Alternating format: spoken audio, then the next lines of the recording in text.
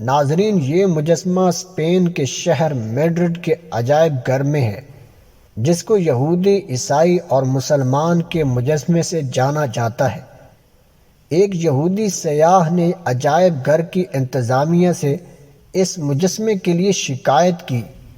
انتظامیہ نے اس یہودی سیاح سے پوچھا، تمہیں کیا شکایت ہے اس مجسمے سے، جبکہ یہودی سب سے اوپر ہے؟ تو یہودی سیاح نے جواب دیا، بالکل، لیکن مجھے ڈر ہے کہ مسلمان اگر کھڑا ہو گیا تو ہم گر جائیں گے۔ یہ لمحہ فکریہ ہے اس امت کے لیے اور خاموش پیغام ہے۔ آج فلسطین میں کیا ہو رہا ہے، مگر مسلمان ابھی تک اٹھا نہیں ہے۔ کاش یہ مسلمان اٹھ کھڑا ہو۔ جب یہ مسلمان اٹھ کھڑا ہوگا تو یقیناً یہ اوپر والے دونوں عیسائی یہودی گر جائیں گے۔